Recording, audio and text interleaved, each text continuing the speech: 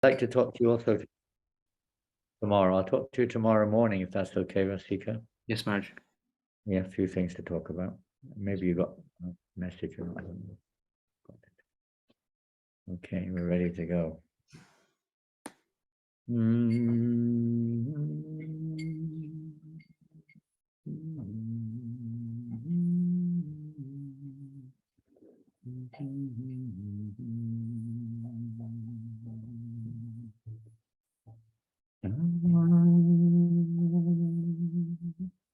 Vishnu Padaya, Krishna Vistaya,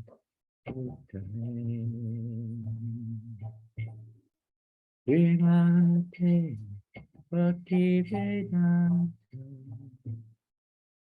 Swami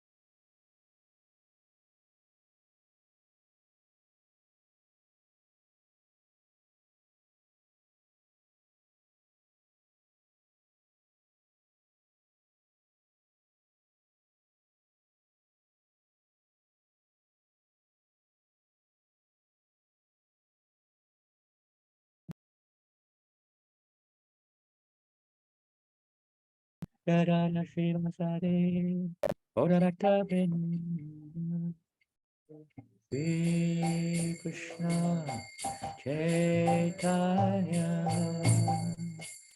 Prabhu Nityananda,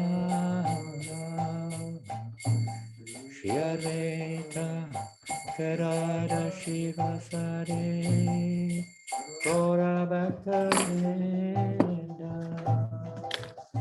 Hare Krishna, Hare Krishna, Krishna Krishna, Hare Hare, Hare Rama, Hare Rama, Rama Rama, Hare Hare, Hare Rama Krishna, Hare Krishna, Krishna Krishna, Hare Hare.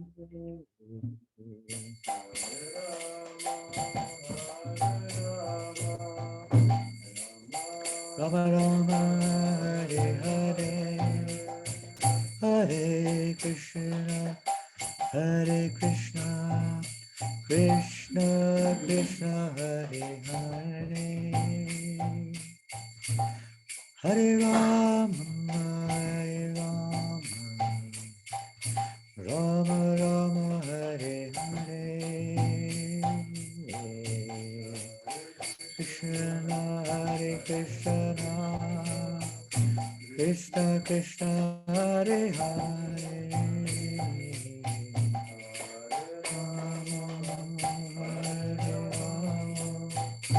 Rama Rama, Hare Hare, Hare Krishna, Krishna Krishna, Hare Hare, Hare Rama, Rama Rama, Hare Hare.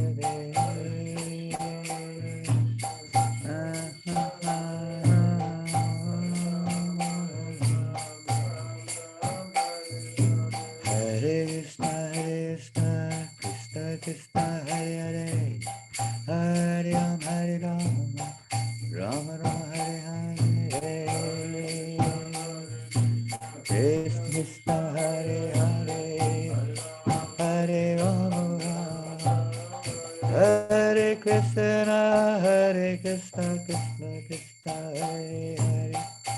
Hare Rama, Rama Rama, Hare Hare. Krishna Krishna, Hare Hare, Hare Rama, Hare Krishna, Krishna Krishna, Hare Hare, Hare Rama, Rama Rama, Hare Hare. Krishna, Hare Hare, Hare Rama, Hare Krishna, Krishna Krishna, Hare Hare, Hare Rama, Rama Hare Hare. Krishna Krishna, Hare Rama, Hare Krishna, Krishna Krishna, Hare Hare, Hare Rama, Rama Rama, Hare Hare. Krishna Krishna, Hare Hare, Hare Rama, Hare Krishna, Hare Krishna, Krishna Krishna, Hare Hare, Hare Rama, Rama Rama, Hare Hare, Hare Krishna, Krishna Krishna, Hare Hare, Hare Rama,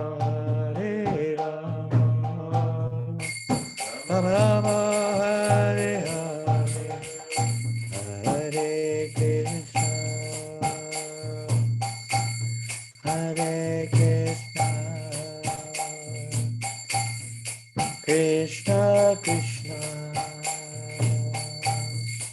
Hare Hare, Hare Rama, Rama Hare Rama, Rama Hare Hare,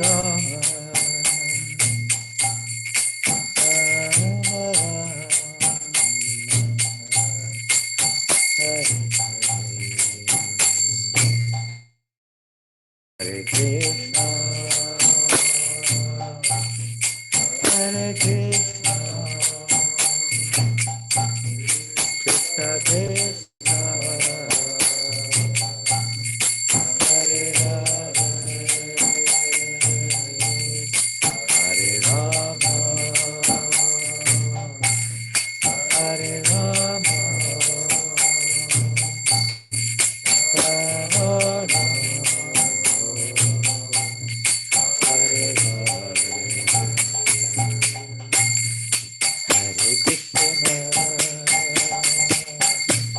Hare, Hare Krishna, Hare Krishna, Krishna Krishna, Hare Hare, Hare Rama, Hare Hare,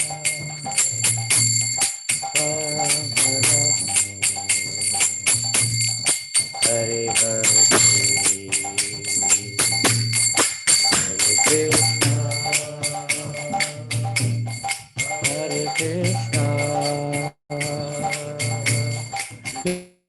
Krishna,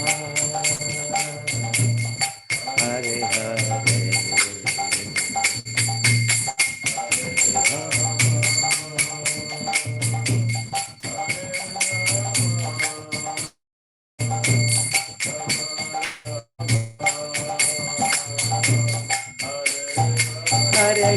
Hare Krishna, Krishna Krishna, Hare Hare, Hare Rama, Rama Rama, Hare Hare, Krishna Krishna, Hare Rama, Hare Krishna, Krishna Krishna, Hare Hare, Hare Rama, Rama Rama, Hare Hare, Krishna Krishna, Hare Krishna, Krishna Krishna, Hare Hare, Hare Rama, Rama Rama,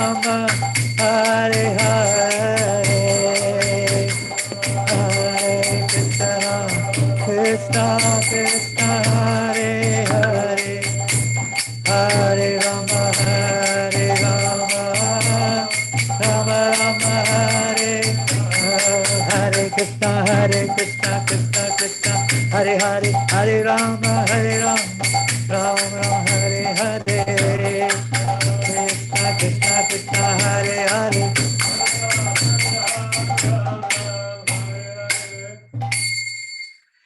Jaya Radha Madhava Kunjabi Hare.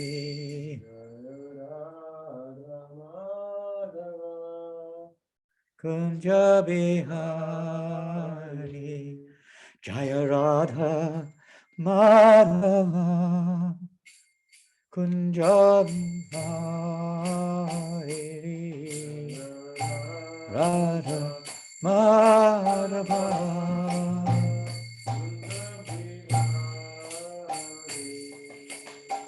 Gopi Janabalabha Devadhari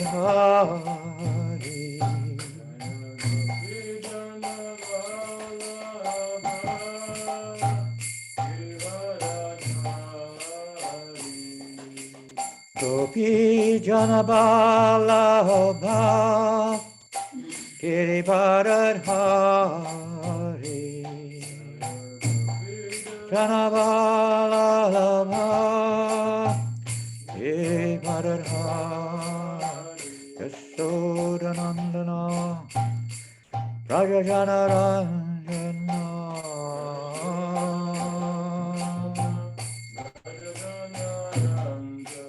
Yasodanandana Raja Janarandana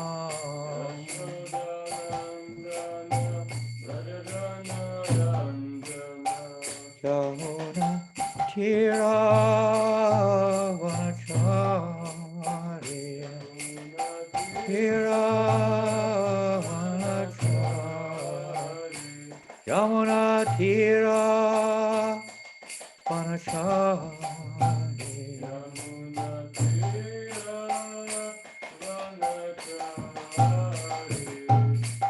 Radha Madhava Kunja Bihari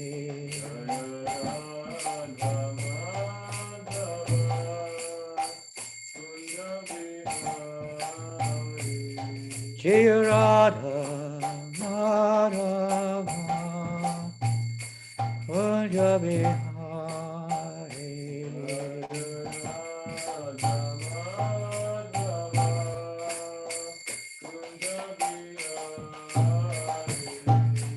Gopi Janabalabha Girivardhari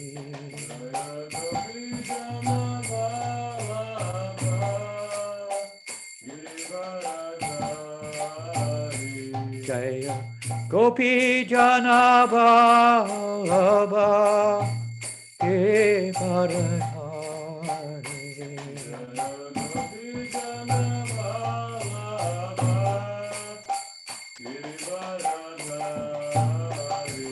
Janananda Praja Janarandana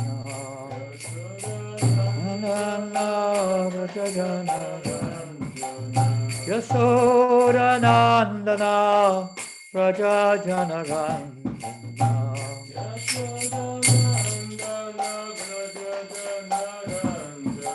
Ramona Tira Vanachari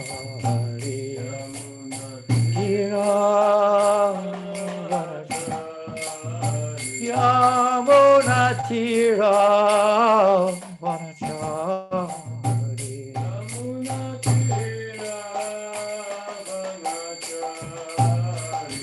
Jaya Radha Madhava Kunjabi Hari Madhava Jaya Radha Madhava Kunjabi Hari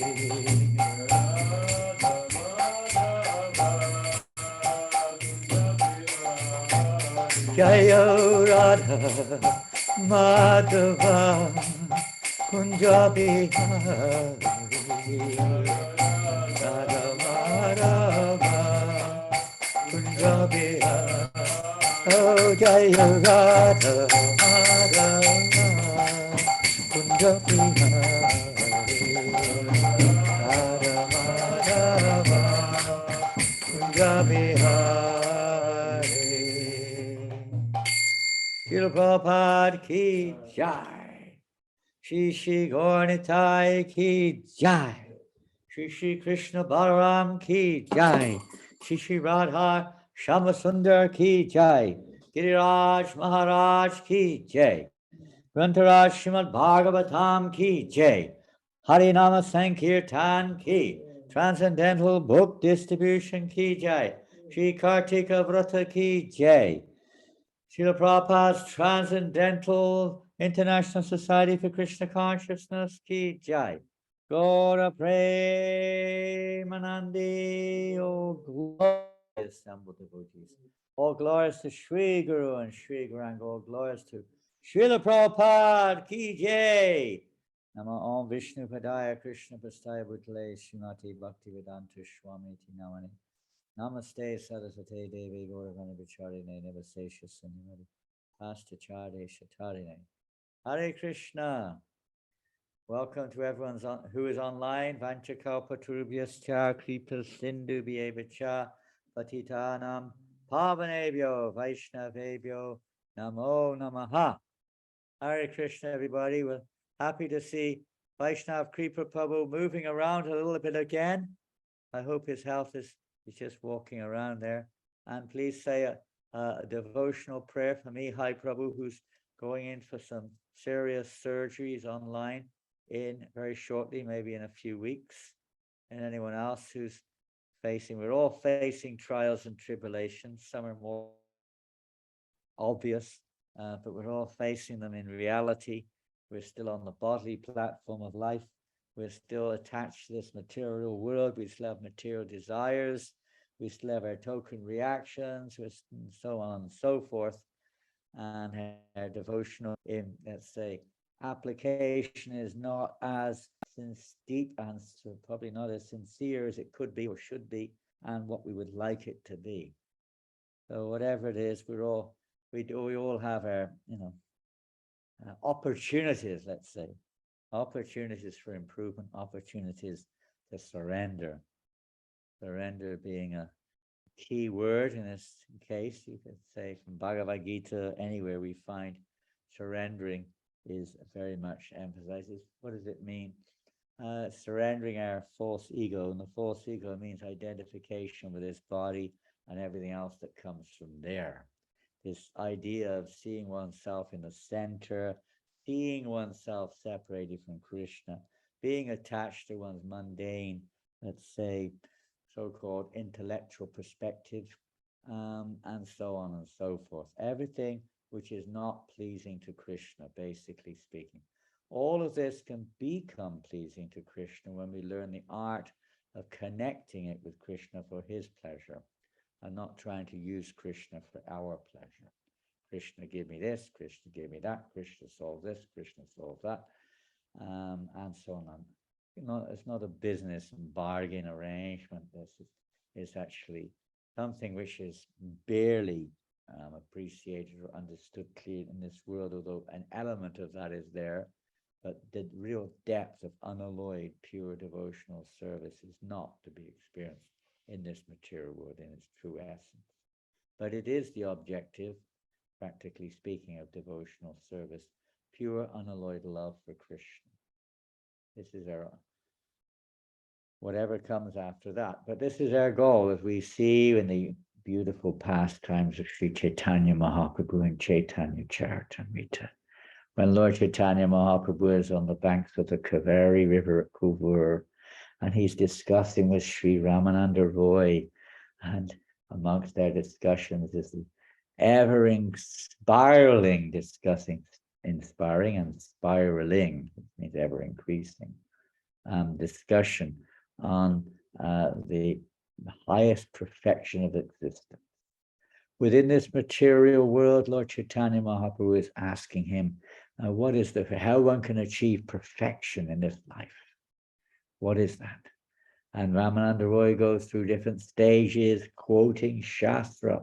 He wasn't just speculating, he was simply quoting from Shastra. What the highest perfection and how to obtain it, basically how to obtain the highest perfection. He went through Varnashram, through renunciation in knowledge, devotional service in a conditional form, different stages he went through, all the way up. Even surrendering of a certain stage, surrendering, you could say, in terms of surrendering what we have in the service of Krishna, Yat Karushi, Yadashnasi, Yat Jahosi, Dadasya. All good, Lord Chaitanya said, but say more. This is definitely on the past, but it's not that which will cause the actual real transformation from, let's say, still seeing, just like we have the pastime of Bali Maharaj, how he's famous as Atmani Vedana, one who surrenders everything to Krishna, but he still had a misconception of thinking he had something to surrender. I am doing it. I am fulfilling my promise. I am giving everything to Krishna.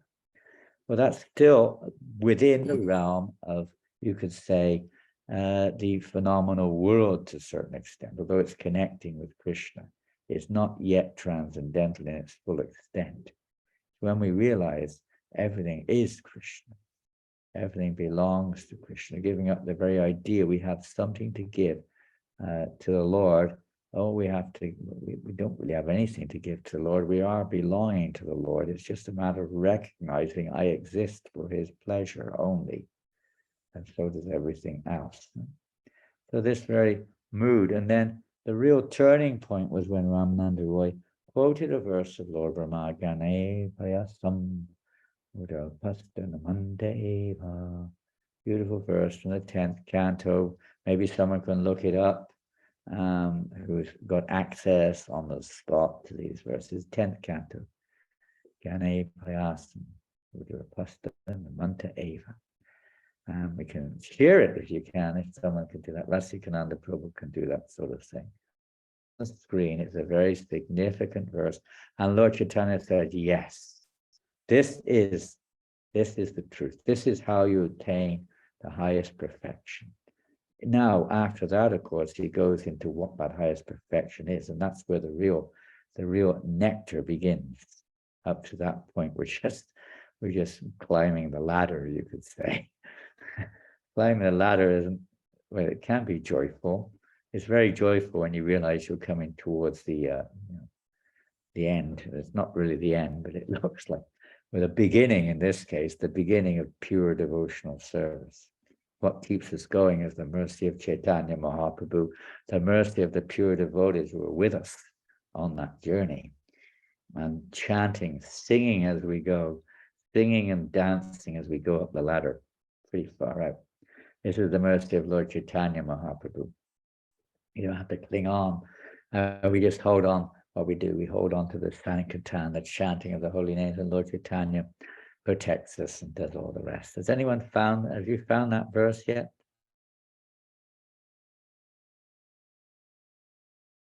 Can we share it on the screen or not? Gane, here it comes. Thank you. In the Veda base, if you don't have the Veda base, you might like to get it. It is in English. I don't know if it's available in any other language, but it's certainly in English. And on there, you can find all of Srila Prabhupada's writings. You can search for whatever you want.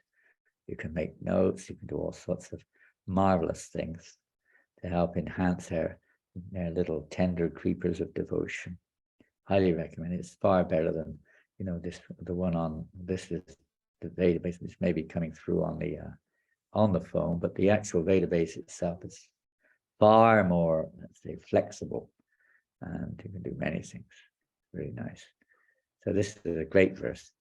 Gyane prayasam udapasya namanta eva. This is not, by the way, the verse we're going to be studying today. I'll chant Om Namo first anyway. Om Namo Bhagavate Vasudevaya.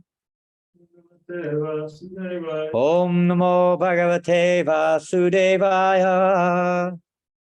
Om Namo Bhagavate Vasudevaya. Jnane prayasamudapasya namante eva jivanti sanmukharitam bhavadiyavatam stane stita sutikatam tanuvan manobir ye prayasho jito pyasitais trilokyam. Great. On to the translation. And this is spoken by Lord Brahma. At first sight, you may not quite catch it. Those who, even while remaining situated in their established social positions, throw away the process of speculative knowledge, and with their body, words, and mind offer all respects to descriptions of your personality and activities, dedicating their lives to these narrations, which are vibrated by you personally and by your pure devotees.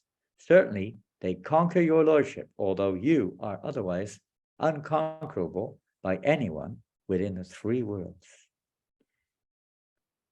Amazing, huh?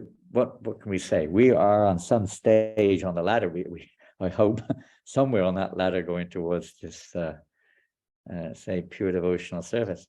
And it might not be quite clarified here. This especially infers that one has the opportunity to associate with those who are disseminating. It's just like that verse of the gopis, isn't it? Kavakatam mitam tapta jivanam kavibiriditam kamashapaham shravana mangalam shrimaratatam bhuvivinantiye burida janaha.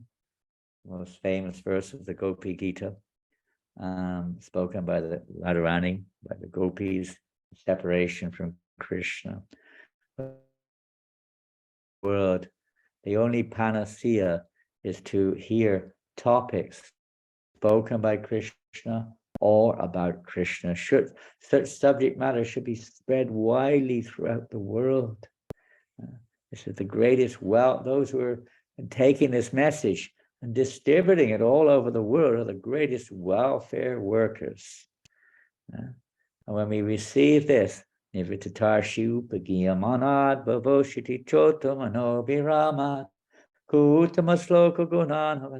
hear these Uttama Shlokas, these glorifications of the Supreme Lord from the Nivrittatarshya, those who are freed of all material affinity, or material misconceptions, etc. Those who are free of the false ego, then the result is Vavushiti Chotamanobi Ramat, that the heart becomes purified.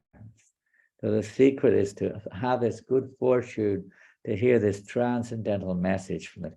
You can turn that off now. I was just going to read the verse. That's it. We're finished with that one.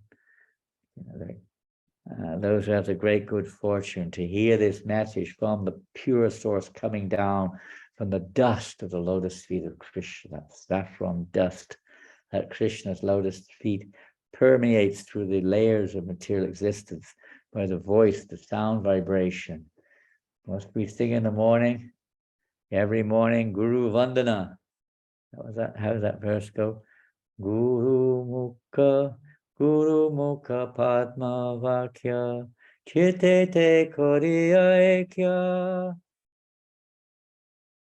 Ana Koriya Asha Guru Mukha Padma Vakya Chite Te Koriya Ekya Ana Koriya Mani Asha. May my consciousness be purified by the words emanating from your lotus mouths. This is how we become purified. Here in the words of pure devotees of the Lord is what can we say? Is the only is the ultimate process. There are other processes which may qualify us to come to that point. Of course, the whole Vedic system is geared for that. But to that transformation of when we really get that, the turning point, pivot between matter and spirit, when we get that opportunity to associate with the pure devotees of the Lord and hear from them submissively, not challengingly. That may take a long time before we break down, give up our false egos, but submissively hearing, just drinking in the nectar of the words. Yes, by oral, it's said that we drink that nectar through the ears, through oral reception. It's not, we may drink some nectar, some amrit through our mouths, physically speaking. That's very nice, perhaps, from a taste point of view. But from the transcendental point of view, we drink through the ears. We drink that subject matter emanating from the lotus mouth of the pure devotees of the Lord. So opportunity calls, such a good fortune. We used to be a television program, Opportunity Knocks. This is really, when we were kids, that was to do with material opportunities, but that's not what we're talking about here. The pure devotees are not giving us material opportunities. They're not here to make our material lives successful, to fulfill our material desires. To some extent, in the neophyte stage, it would appear that that might be part of the process, but it's not the real purpose at all.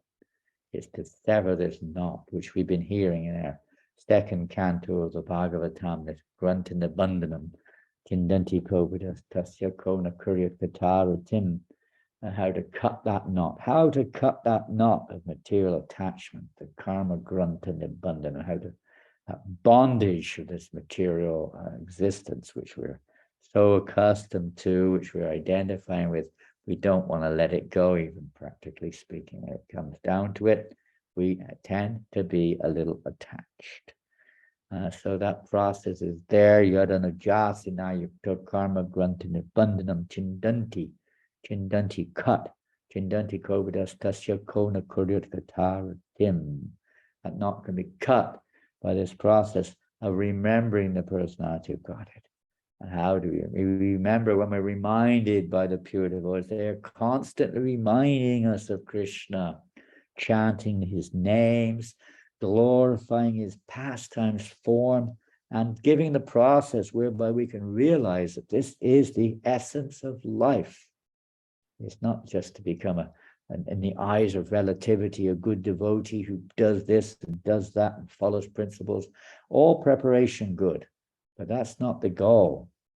The goal is to actually be absorbed, wanting to be absorbed, relishing to hear topics concerning Krishna. It takes time, especially in institutional situations, which we're in, where a lot of our energy is spent in either, directly, as you could say, institutional adjustments for various, hopefully positive reasons, absorbed in a particular activity within the institution, whatever it may be.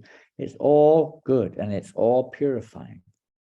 But the result of all of this is that we should be developing an attraction for the transcendental sound vibration.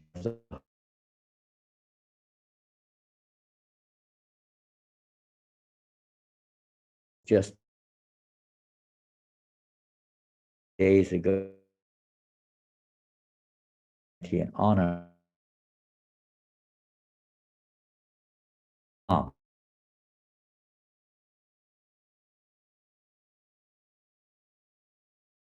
to be present on the glorious remembrance of Srila Prabhupada and his Tirobhav Mahamahotsav.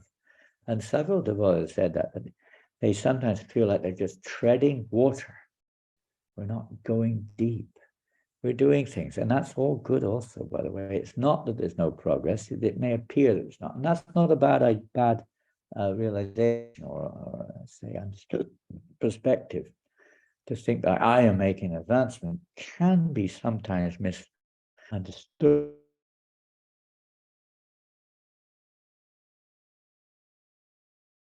What it means to make advancement. I haven't got time to get into the depth of that today. But in terms of, that's feeling it. Is this something? And sometimes we tend to blame the institution. Sometimes we tend to blame others.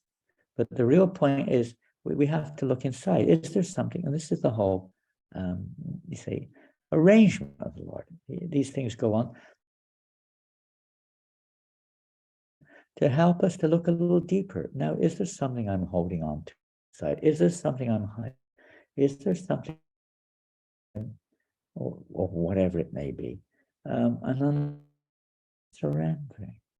I'm holding pride, maybe some envy of someone, maybe a feeling of, say, animosity towards somebody or something, maybe some doubts in the philosophy, whatever it is. Maybe I want to get praised. So many subtle, sometimes gross, but there's even subtle, so many things are there in our hearts when we look deep. How attentive are we? How sincere, how serious are we when we associate with Radha and Krishna in the Nam, form of Nam? How sincere are we? Are we just doing it as like a machine? Are we not even keeping record? Are we just mechanically chanting? Are we praying? Is our heart, of course it won't be at this stage perhaps, are we actually crying either in, say, lamentation over our, lack of any love or devotion whatsoever, and the fact that we're still attached to so many mundane things? Probably not. Sometimes it may come when we sincerely try to embrace the holy name. Just take shelter of the holy name of Krishna, coming from the lips of the pure devotee of the Lord. Hold on. Krishna sees their hearts. He sees their intentions. A relationship starts to develop beyond just theory, beyond just hope, beyond just mechanics, beyond just institutional practices, etc., etc. And we start to realize we do have a relationship with Krishna by the mercy of Krishna's pure representative. The institution of ISKCON's only purpose is to try to awaken this relationship. You could say on the practical level, it has many other purposes and many other objectives, but that's the whole goal behind all of them. Behind Food for Life, behind schools, behind farming, restaurants, self-sufficiency, book distribution, temple deity worship, managerial structures, Namahatha programs, restaurants, you name it. Purpose behind all of this is to facilitate the awakening of our unalloyed pure devotion for Krishna. Develop that relationship step by step. At this stage, through the pure devotee, we relate to Krishna through the pure devotee who gives us instructions which are beneficial for our own growth and for the awakening of Krishna consciousness in others. At a very, whatever stage, it might be a very preliminary stage, or mature stage, whatever it is. The whole system is not to block us. In this world, philosophy or mundane philosophy and so on and so forth tends to block progress. One comes to a certain stage, certain level, and that's it. There's nothing. You just have to carry on believing. With maybe, of course, by Krishna's grace, everything is possible, but in most cases, no genuine realization that I'm not the body, I'm eternally spirit soul, I'm an eternal love, I have a loving relationship with Godhead. Very rare that this actually evolves. Most people get blocked, and they're systematically blocked by the institution. And we also have to be careful. Blocking our growth. I mean, in the practicing stage, for Vaishnava, at least Gaudiya Vaishnava, the goal is not just to be a good sadhaka in terms of Vaidhi Bhakti. That should be there, but that's not the goal. The goal is to actually develop spontaneous attraction for loving service to Krishna. And spontaneous attraction for Krishna, not even just the service, but to Krishna himself, as one's life and soul. Nothing else of any importance. And that takes, of course, pure heart. It doesn't develop in an impure heart. So imitation is not it's the Hajya mentality that the heart is impure and we're trying to put on a false idea that I'm spontaneously attracted to pure devotional service and I don't need to follow rules anymore. That type of approach is very displeasing to the Lord.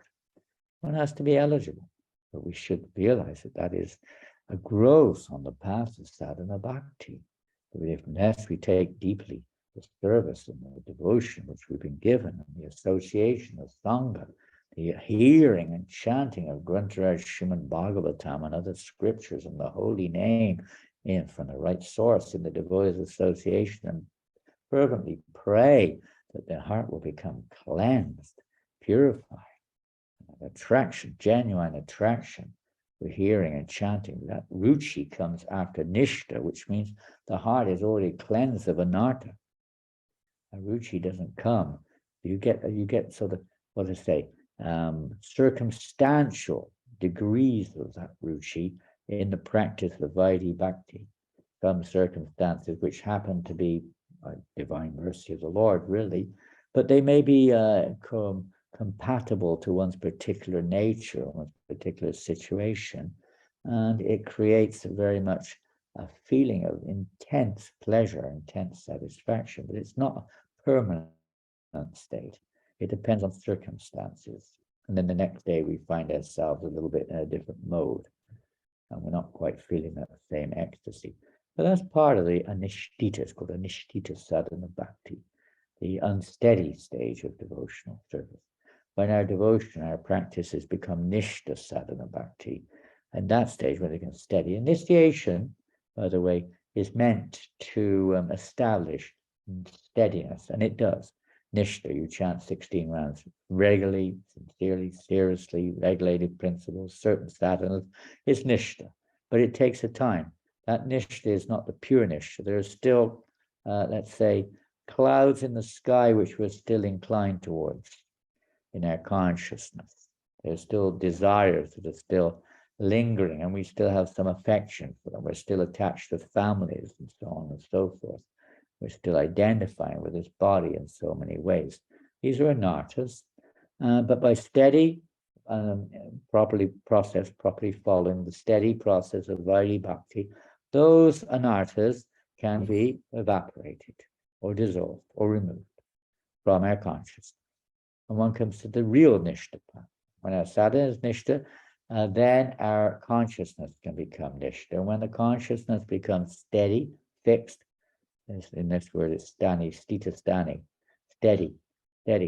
When we become steady, then it's not like it's automatic, but in that steady state, one can become a mayavadi. So, or one may develop, make him steady in one's ritualistic worship also. One may be Aishvarya. Aishvarya means regular, it's like opulence, worshipping awe and reverence. Many devotees are in that mood, but that's not the mood of Chaitanya Mahaprabhu's giving.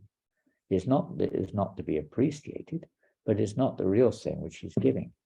He's giving the mood of Madhurya, of the highest intimate, loving relationship with the Lord, not just the reverential aspect, which is a mixture of neutrality and servitude, but the highest, any level of intimacy with the Lord. The mood of Raganuga Bhakti develops, this is the preliminary stage of that also, when one becomes spontaneously attracted to particular pastimes and so on, qualities and so on like that. But that's the higher stage.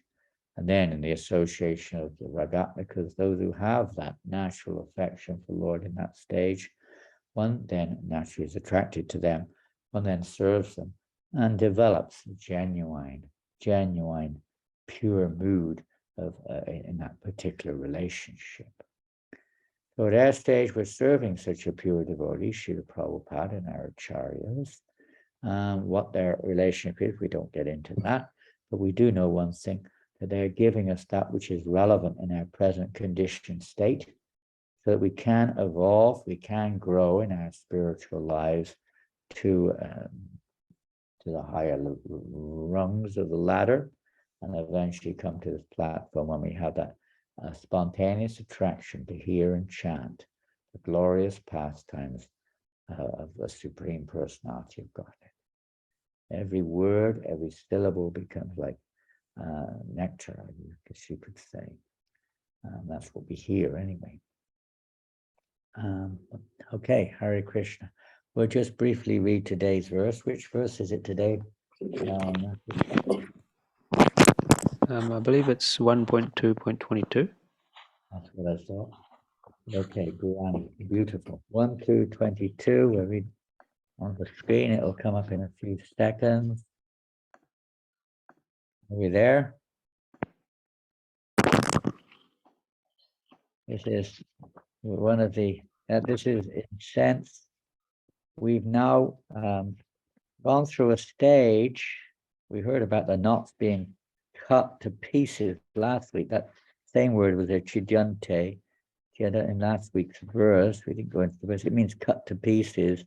Chidante, sarva shangshaya, all misgivings, cut to pieces. The heart, the knots are pierced, it's hritaya granti. Chain of fruit of activity is terminated when one sees the Supreme. Now, in the original translation, the word which was mentioned there, and it's small in this translation, but it's often big. It refers to the Supreme Master. From the relative point of view, it refers to the individual soul as the master. We forget the soul. We're denying the soul. We think the mind is the master. The desires are the master. We identify ourselves with that which we're not. This is falsity. We don't know who the real master within the body is. The jiva is not the ultimate master, but he is somewhat an Ishvara. But we've forgotten. And we're just chasing after the reflection all the time, not the reality.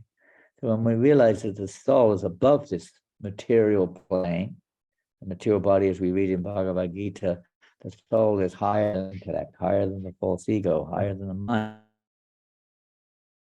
than the sense objects, and so on. But we don't know that. We forget it. In fact, we're controlled by the sense objects. Practically, the sense objects are the controller of our journey. And when the soul takes control, then that's not the case anymore. The body, mind, everything comes under control. He's the master. But the ultimate master is the Supreme Being. So we'll read today's text 22. Ato vai kavayo nityam bhakting paramaya muda vasudeve bhagavati kurvanchatma pasadanim. Together. Ato vai kavayo nityam bhakting paramaya muda vasudeve bhagavati kurvanchatma pasadinam. Let's have a quick look at the word for word there, please. Ataha is therefore, vai certainly, kavayaha. This word, all transcendentalists. Kavi is not always understood, but in this case, kavaya, all transcendentalists, nityam, from time immemorial or eternally. Bhaktim, service unto the Lord. Paramaya, supreme. Muda, that's not muda like in full, it's a different word. Muda, with great delight. Vasudeve, Sri Krishna. Bhagavati, the personality of Godhead. Kuravanti, to render. Atma, self. Prasadanim, that which enlivens. Jai Srila Prabhupada. Translation and prayer put by Srila Prabhupada. Certainly, therefore, since time immemorial, eternally, all transcendentalists have been rendering devotional service to Lord Krishna, the personality of Godhead, with great delight, because such devotional service is enlivening to the self. Okay, that's the purport. It's not particularly long, so that's good. The speciality of devotional service unto the personality of Godhead, Lord Sri Krishna, is specifically mentioned here. Lord Sri Krishna is the Svayam Rupa, personality of Godhead, and all other forms of Godhead, beginning from Sri Baladev, Sankarshan, Vasudev, Aniruddha, Pradyumna, Narayan, and extending to the Purusha avatars, Guna avatars, Lila, Yuga avatars, and many other thousands of manifestations of the personality of Godhead, are Lord Sri Krishna's plenary portions and integrated parts. The living entities are separated parts and parcels of the Supreme Personality of Godhead. Therefore, Lord Sri Krishna is the original form of Godhead, and he is the last word in the transcendence, eternal. Thus, he is more attractive to the higher transcendentalists who participate in the eternal pastimes of the Lord. Those who are lower transcendentalists may be attracted to other forms of the Lord,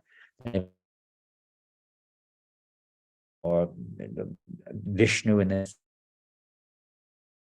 maybe some of the expansive forms of Lord, especially like Lord Ramchandra, which is wonderful, but it's not the actual summum bonum exactly. It's not the original form of Godhead. Krishna is the last word. You could go even further. You could say, in a sense, Radharani, but that's inseparable from Krishna. Radha Krishna are the last words in transcendence. But many people are attracted to other aspects of the other forms, expansions in the material world. We're attracted to the parts and parcels, the living entities, not even to the form of God. Well, indirectly, very, very indirectly, you could say that is also an expansion, but it's devoid of the real nature of the living entity and its relationship with Godhead. So it keeps us in this world of forgetfulness, seeing ourselves as the enjoyer. In forms of the personality of Godhead other than Sri Krishna and Baladev, there is no facility for intimate personal contact as in the transcendental pastimes of the Lord of Braja Bhumi. Now, this is referring to the intimacy of Vatsalya Bhav, Sakya Bhav, Madhurya Bhav, like that. You may have Dasya Bhav or neutrality, Shanta. That may be there, but not the intimacy of Braj. It's not there. Even in Ram Lila, you may be what level can you come to besides servant? Very rarely you can go beyond that.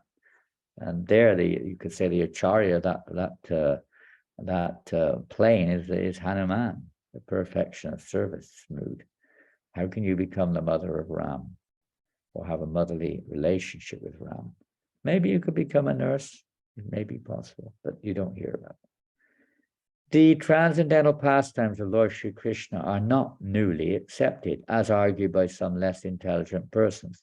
His pastimes are eternal and are manifested in due course once in a day of Brahmaji, as the sun rises on the eastern horizon at the end every 24 hours.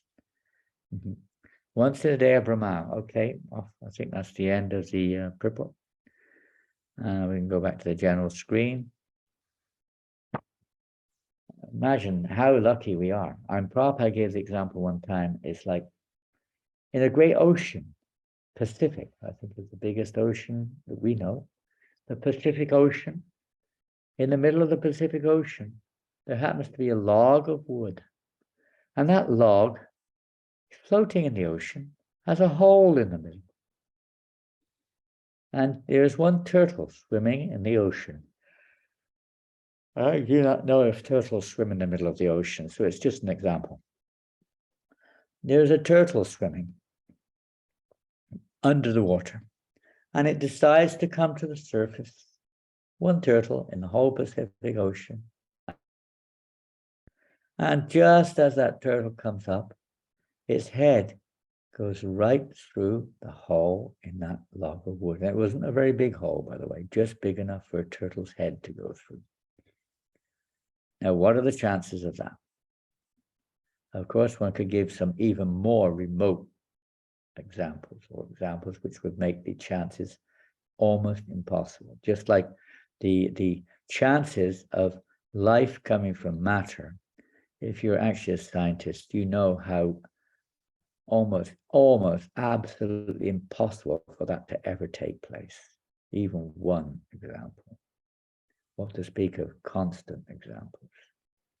It's like 50 billion trillion to the power of 50 billion trillion or something like that. In other words, there is no question of it. Scientifically, it's impossible. But they're still bewildered. We're still, because it's the influence of Maya, simply influence of Maya, to make sure we become totally bewildered and never realize that we're not this body, because we don't want to.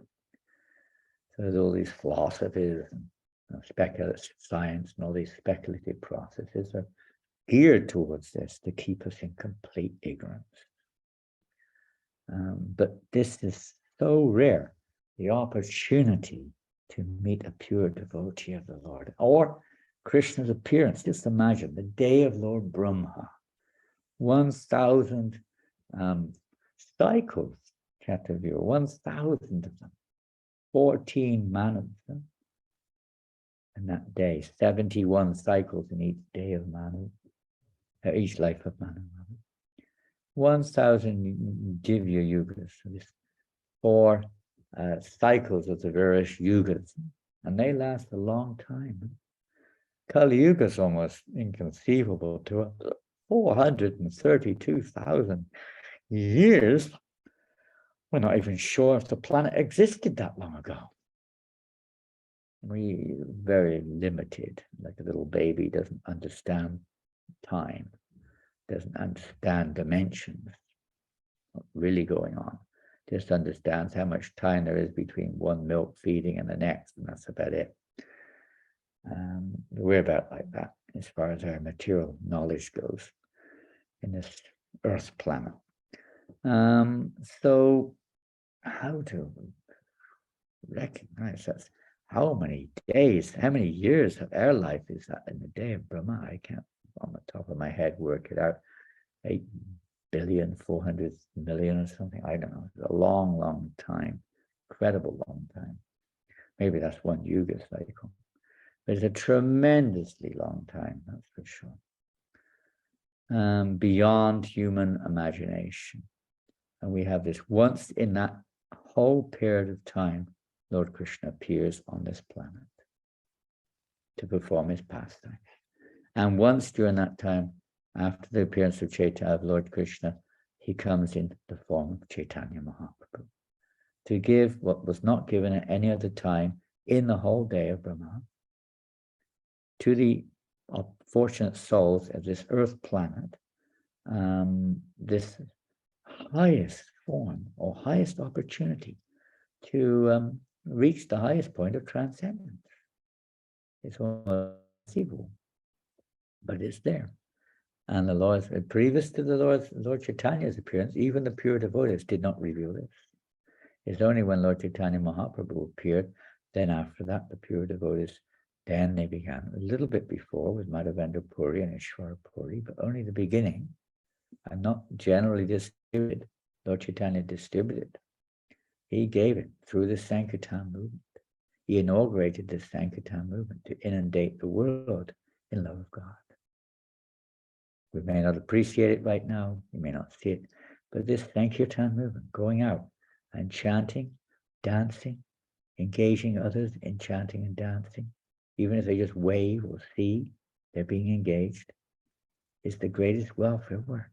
Not only is it just the Yuga Dharma, it's not just the Yuga Dharma, there's a Yuga Dharma in every Yuga, but this is the process whereby one can awaken this eternal or this opportunity for entering into eternal relationship with Krishna in the highest realm. It's the opportunity. We don't jump, but we do jump into the opportunity to perform this yajna. Everything else will come. The more we take shelter within the yajna of Sankirtan. Right now we're in this most wonderful, glorious, auspicious, ecstatic month of Kartik, and I'm sure we're all some degree taking some kind of advantage of this month, you could say. Yes, we do. In the sense, with the hope that we'll make some spiritual progress. Maybe it's just offering a lamp a day. A lamp a day keeps Maya away. You could say that.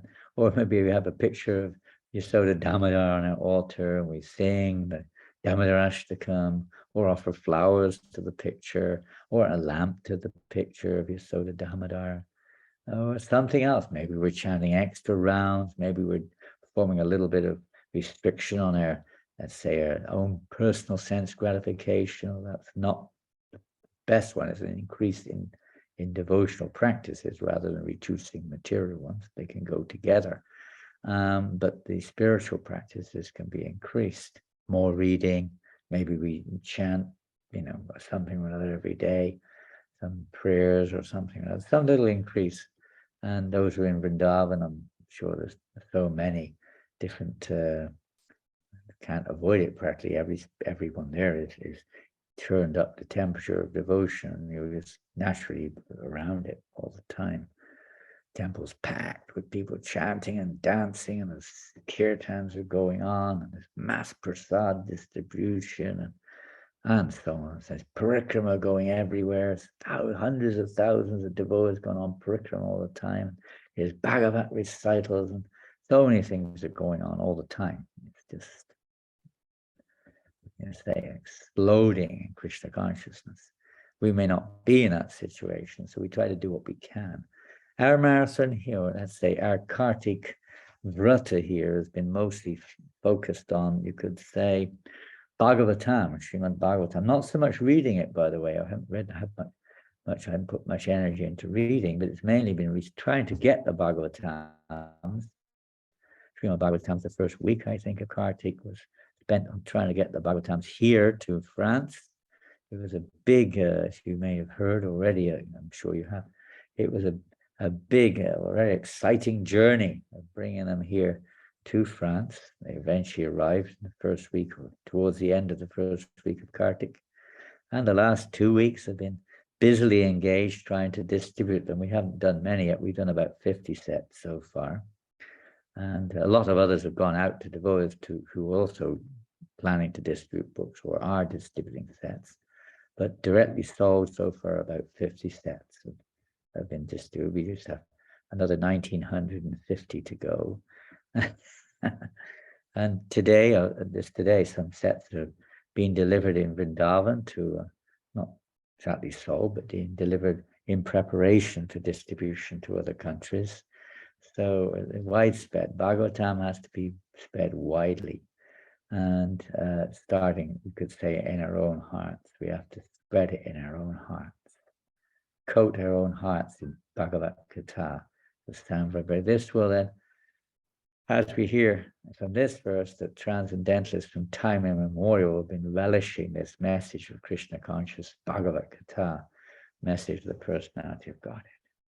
And Bhagavatam does deal with all the stages, as we're reading in this chapter 2, the first canto, A to Z, practically speaking, at least maybe not to Z. It doesn't mention particularly much about the conjugal relationship. It's taking us more or less up to that point here, which Lord Chaitanya Mahaprabhu was discussing with Ramananda Roy, that point of being absorbed in hearing and chanting, Shrinvatam Svakata Krishna, Punya Shravana Kirtan. So one's in the regulated practice of Nishtapreshu, Badrishu, Nityam Bhagavata Sevya. This practice of hearing and chanting in the association of devotees is the process which will awaken when the material illusions are destroyed practically to nil. Loving devotional service to the personality of Godhead as it begins to awaken within one's heart. And then one loses all interest in the effects of the three modes of nature. One is no more interested in any material ambition, achievement, success, failure, whatever it is, the duality. The world of duality no longer has any attraction whatsoever. One becomes fixed in one's devotion completely, and in that state, then the gates of pure love of Godhead begin to open. And for those who are actually transcendental, who come into this darkened world, they are, if not externally, internally, they are constantly engaged within. In their Tesham, what's that verse now? Not Tesham, then what's the one before it? Machita Magat Pradana? Thank you. Machita Bodhi Antak Parasuram. They're constantly engaged. They're constantly engaged in glorifying the personality of God, constantly, and relishing the topics amongst each other. They relish. We see the Goswami these topics. They also relish the topics related. For instance, the pastimes of Lord Nrsimhadev, pastimes of even Dhruva Maharaj or Krishna Garba, all these pastimes, they relish everything related to Krishna, whatever their position may be, whatever their goal may be, but they relish everything related to it. It's all relishable when one's on that plane of transcendence. Hare Krishna, Krishna Krishna, Hare Hare, Hare Rama, Rama Rama, Hare Hare. Hare Krishna. So any questions or comments? Please.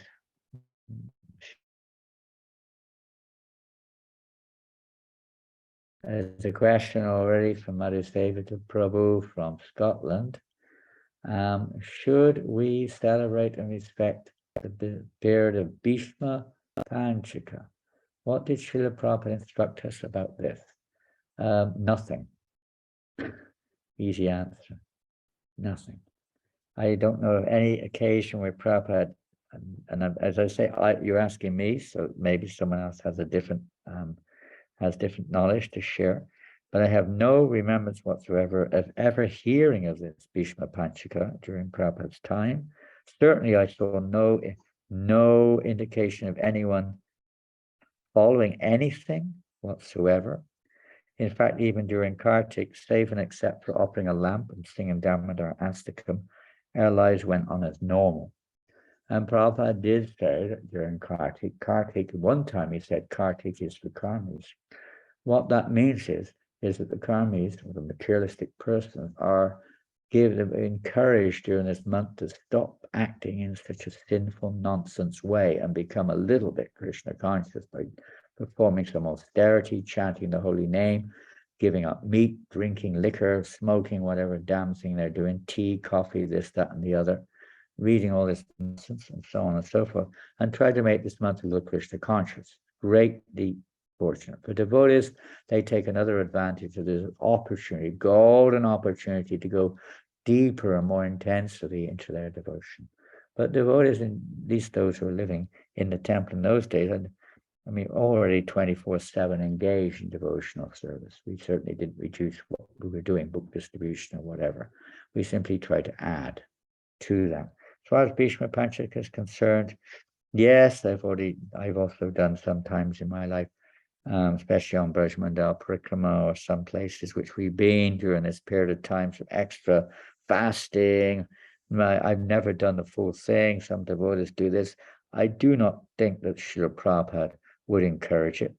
And I don't know, he may not discourage it in certain cases. In Vrindavan, I know with some sannyasis and some senior devotees, Prabhupada did approve of their performing Chaturmas Vrat, especially for seniors, some senior devotees who are living in the Dham, but not at the expense of their service, or especially at the expense of their house.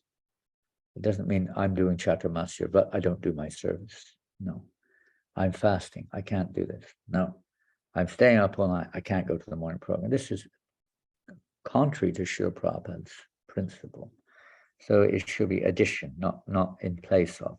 So if one wants to do something during that period of time, there's plenty of advice what to do, but I don't personally recommend, generally speaking, maybe for some advanced Vaishnavas who are,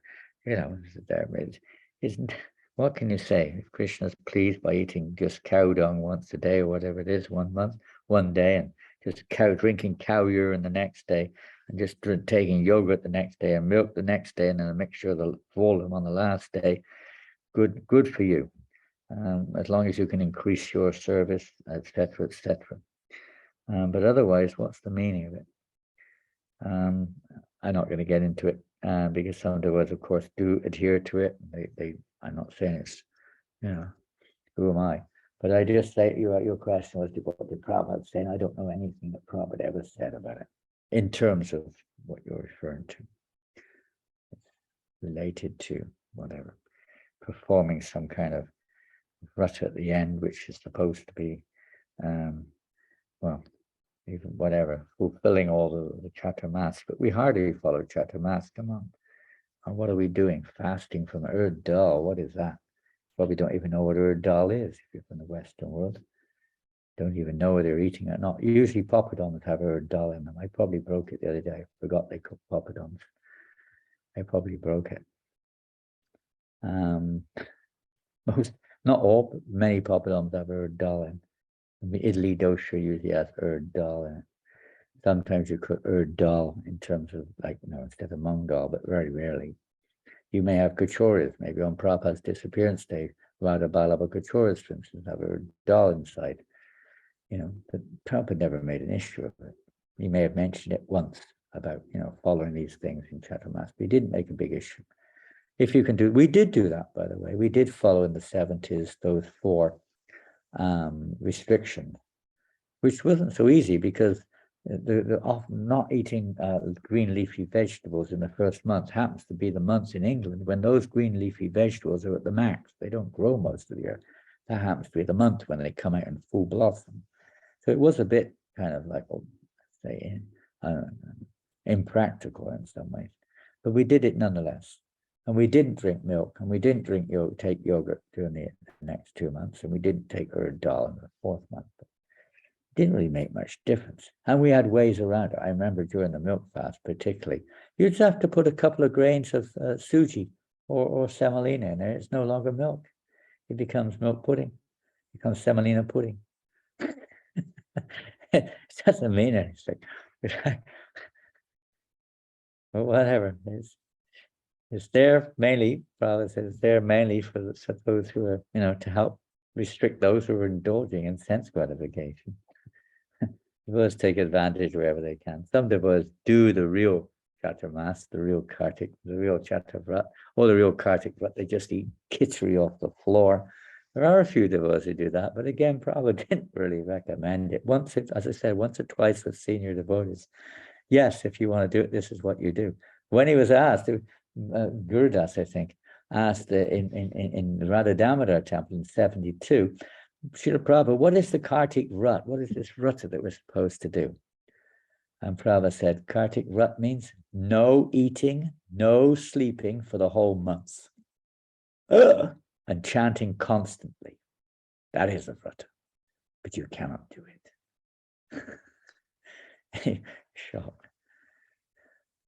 Yes, no eating, no sleeping at all. Obviously, we can't, even if we wanted to, we can't do that. It's not practical. So Prabhupada never really did.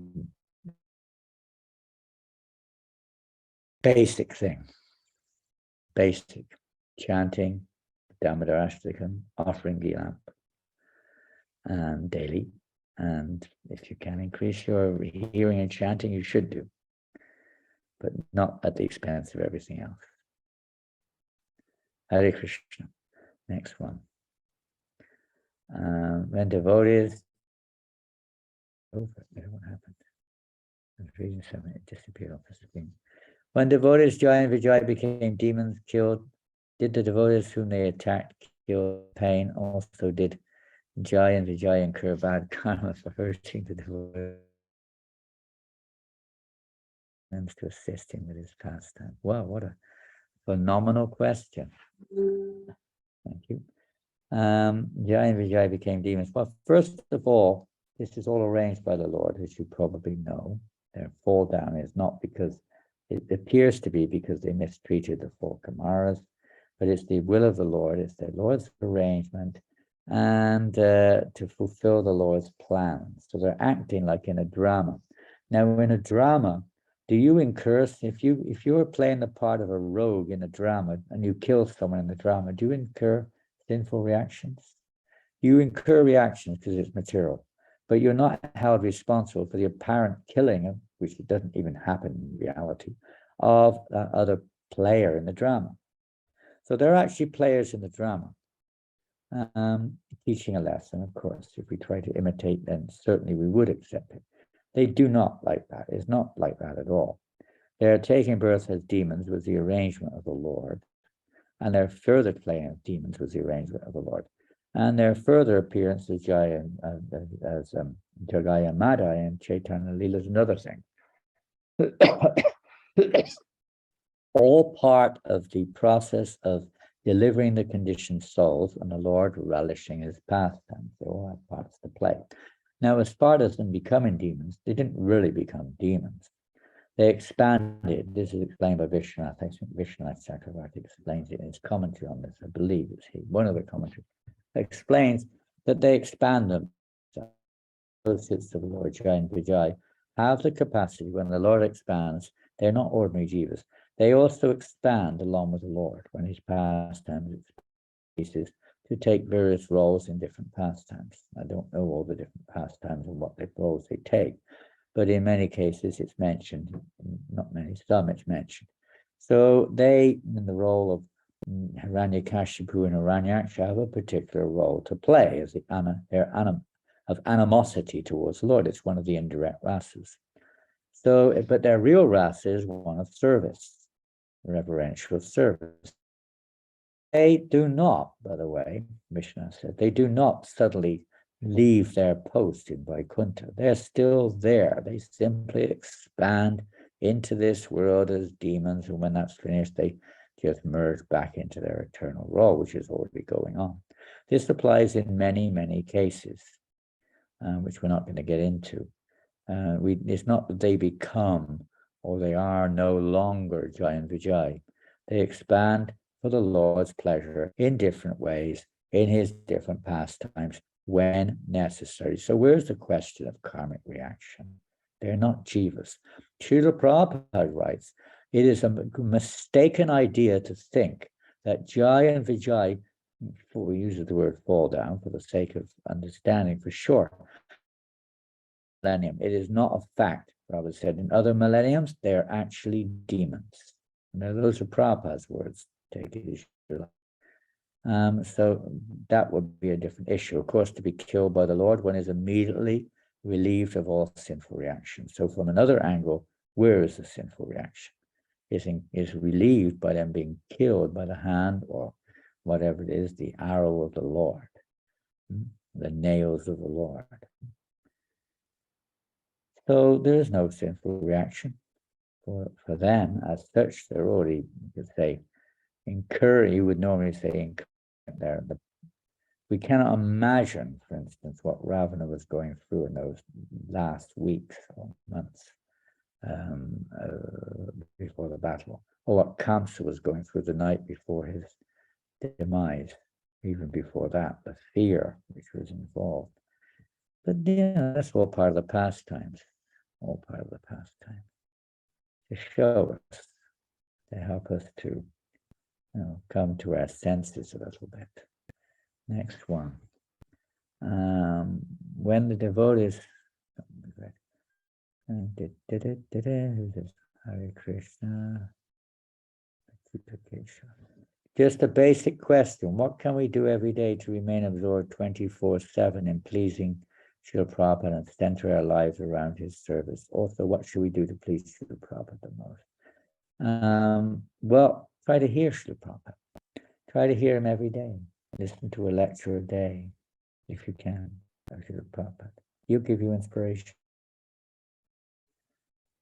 And how we keep 24/7. Well, association of devotees, temples are there for that purpose, 24/7. You can't, it's not so easy in the home. Try to make the home a temple as much as we can. And pray,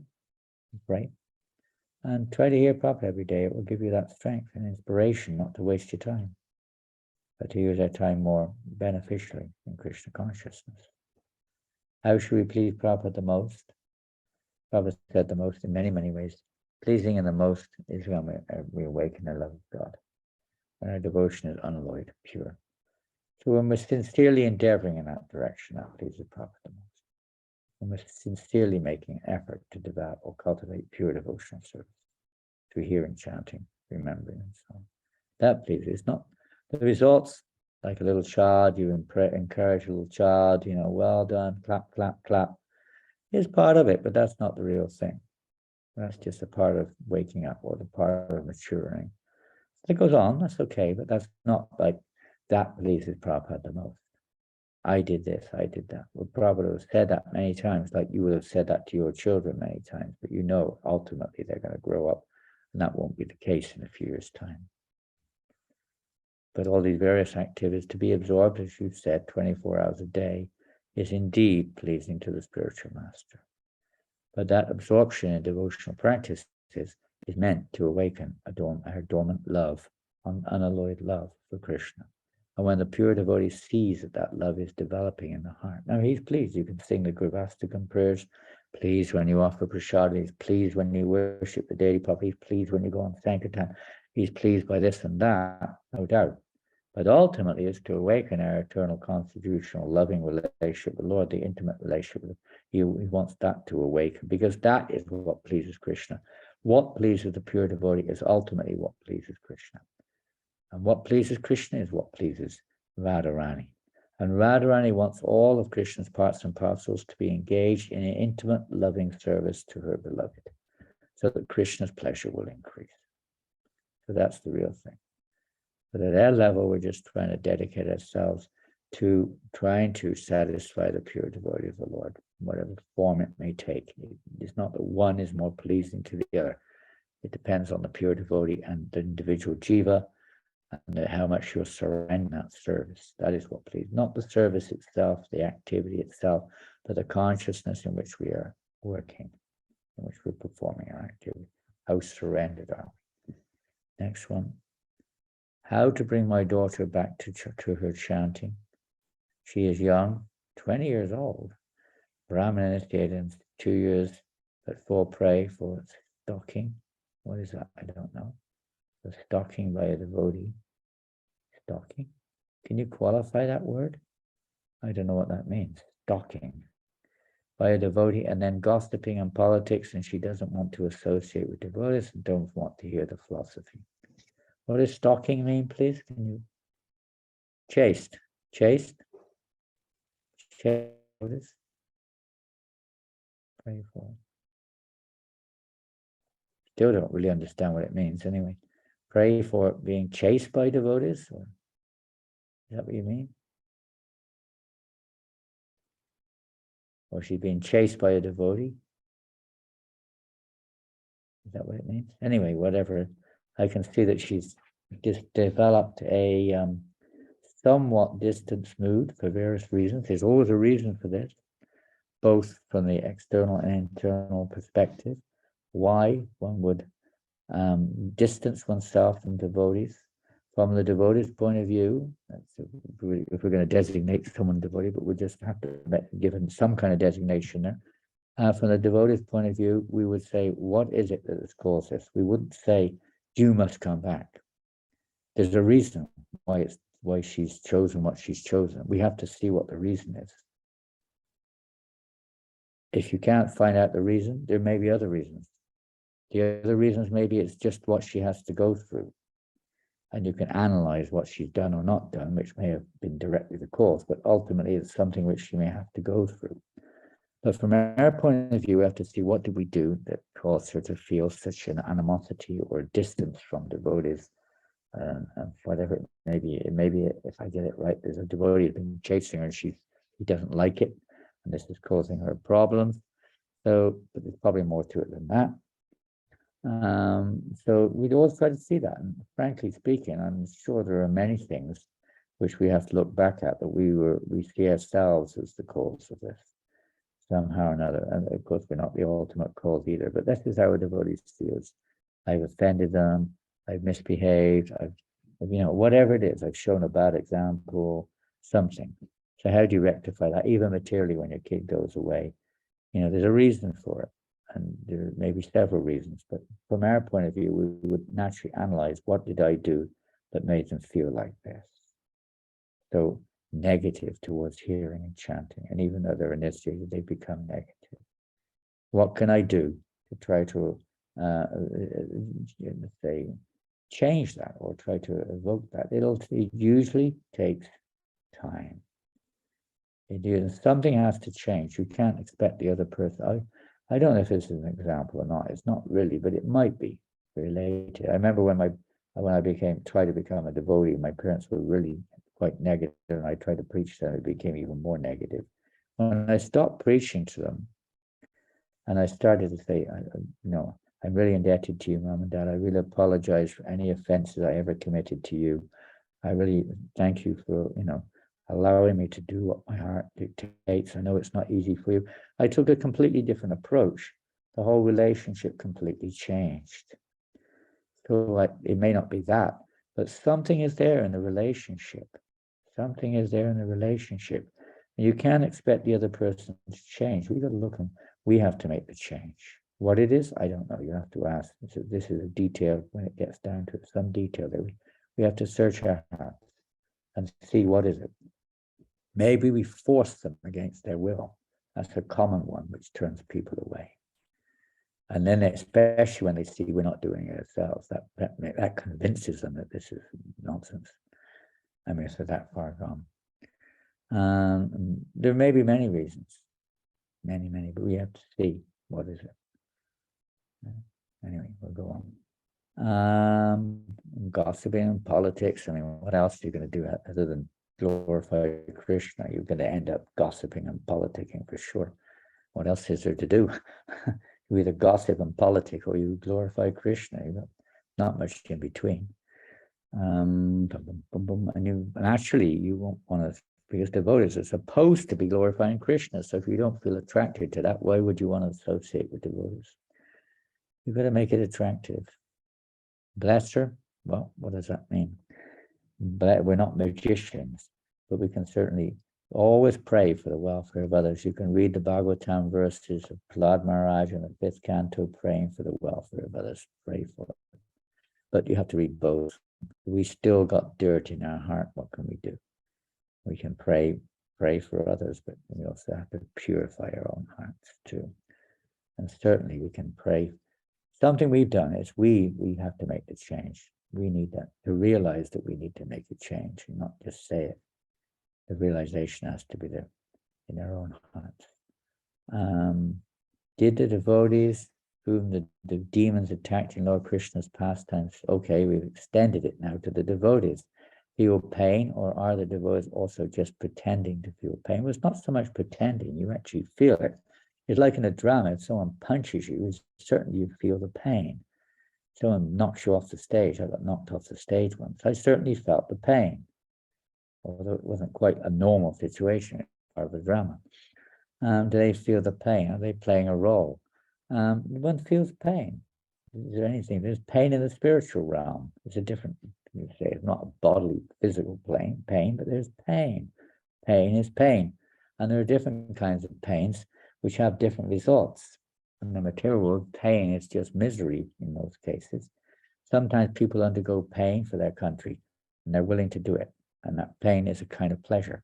Sometimes one undergoes pain for one's kid, to protect one's child, the mother. That pain is her pleasure. She's certainly feeling the pain, but because of her intense attachment to the child, that pain is a kind of a pleasure. It doesn't look like it, but it is. She's simply thinking of the welfare of her child.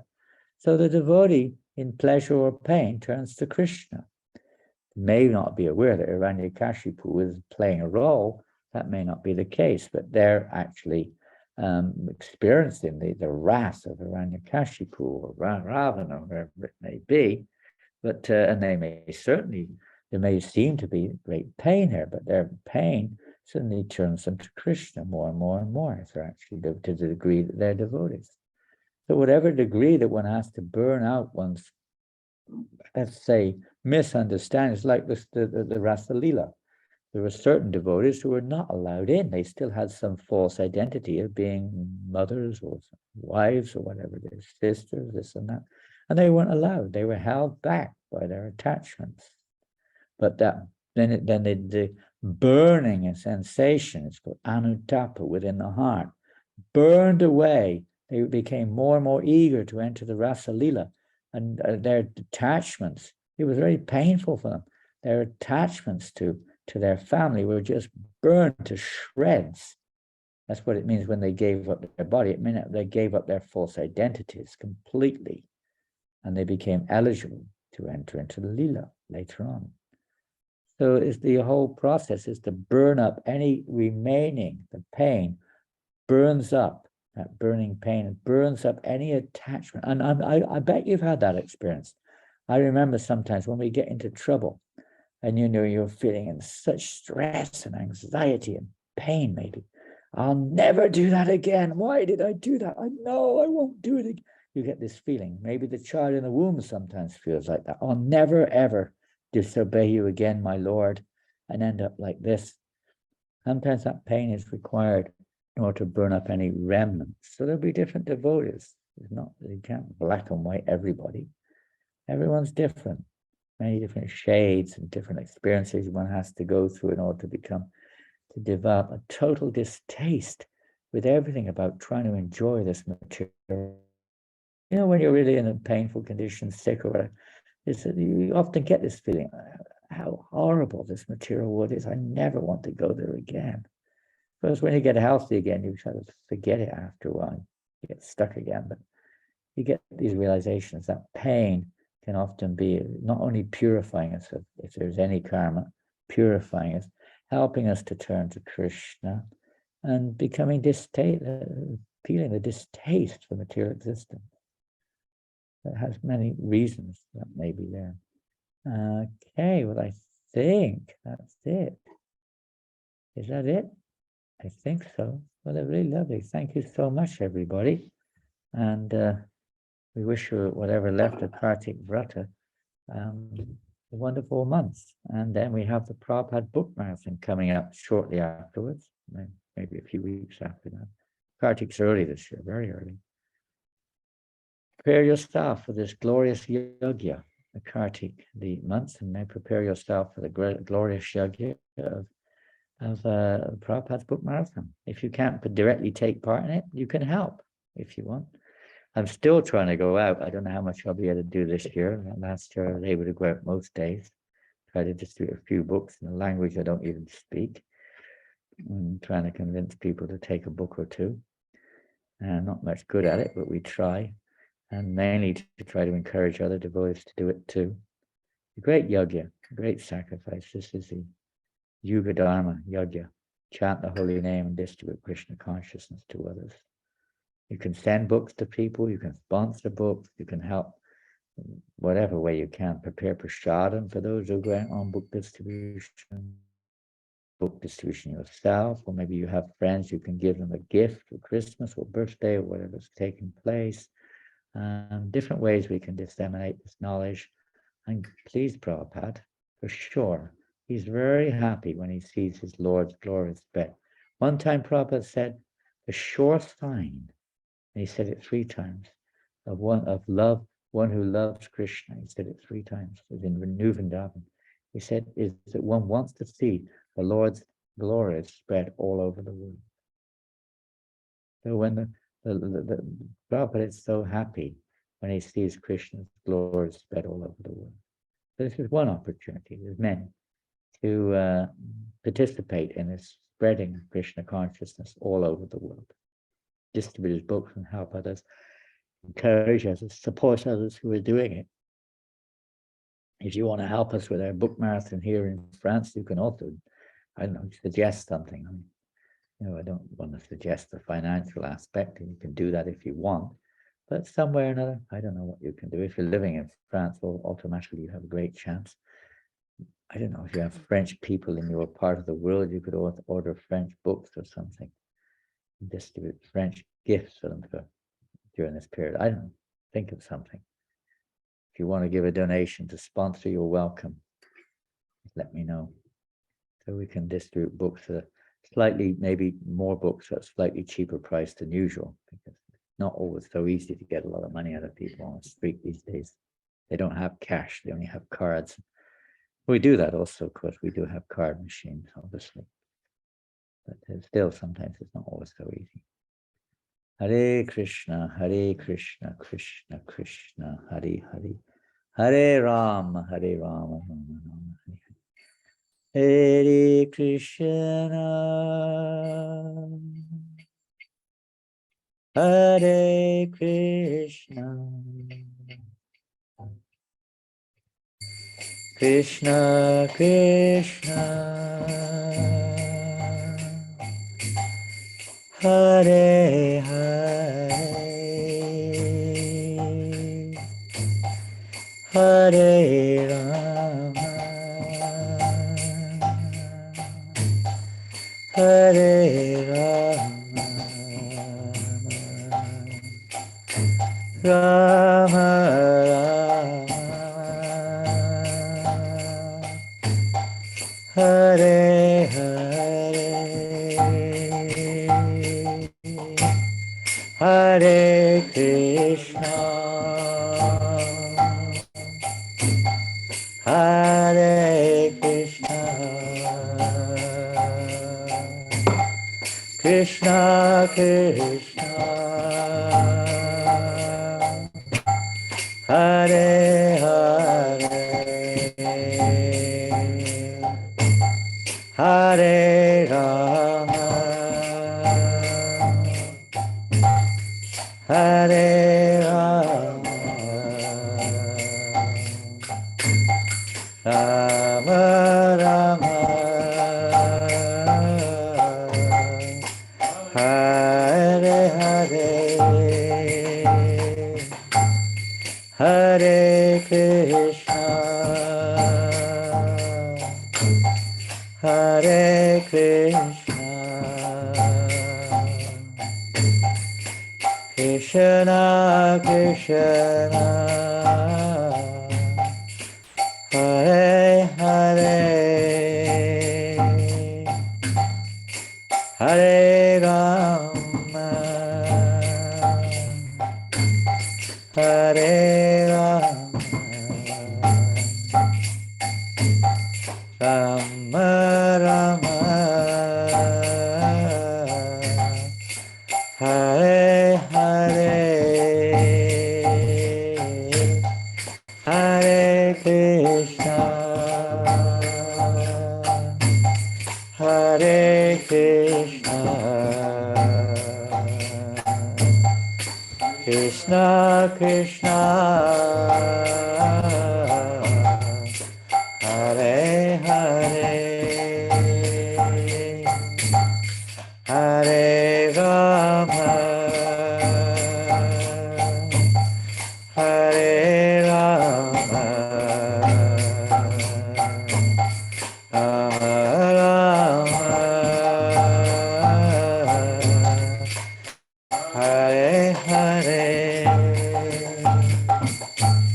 Hare Krishna Hare Krishna Krishna Krishna Hare Hare Hare Rama Hare Rama Rama Rama Hare Hare Hare Krishna Hare Krishna Krishna Krishna Hare Hare Hare Rama Hare Rama Rama Rama Hare Hare Hare Krishna Hare Krishna Krishna Krishna Hare Hare Hare Rama Hare Rama Rama Hare Hare Hare Krishna Hare Krishna Krishna Krishna Hare Hare Hare Rama Hare Rama Rama Rama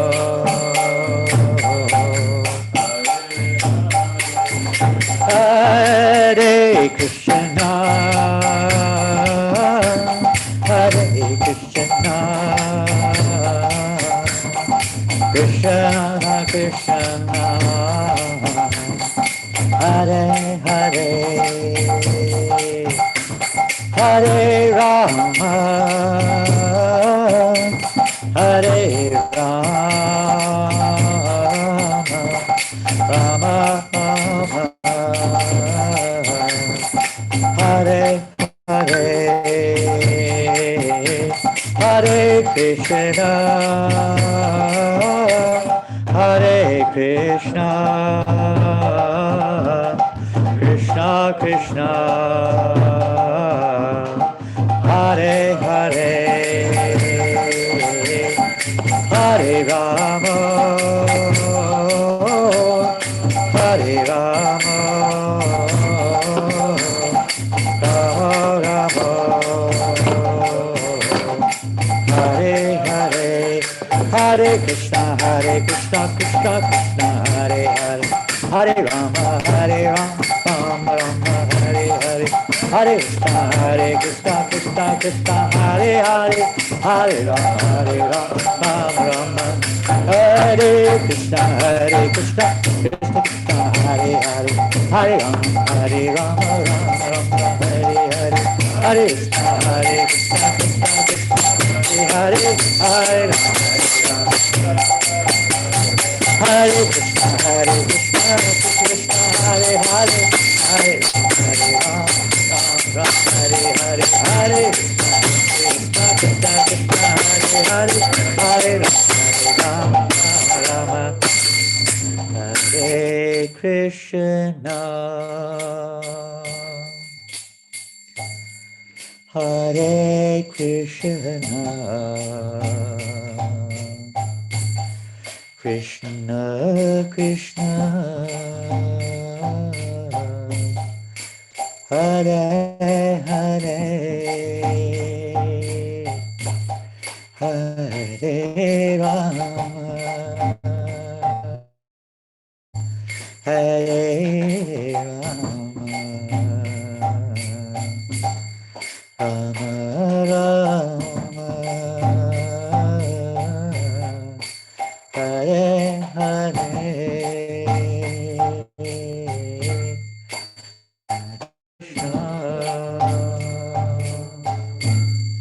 Hare Krishna Krishna Krishna Hare Hare Hare Rama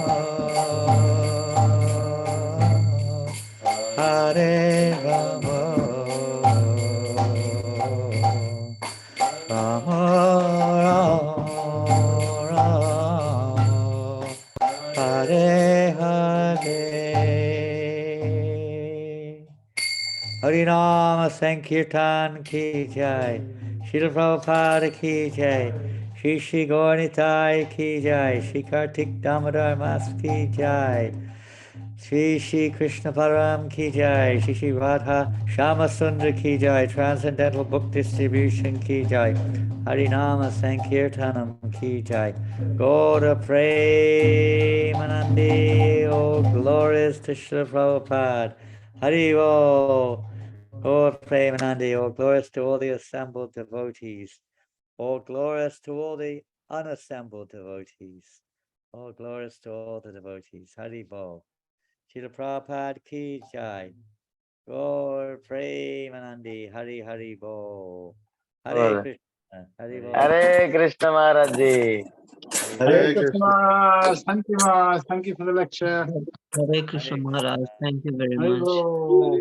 Hare Hare Krishna.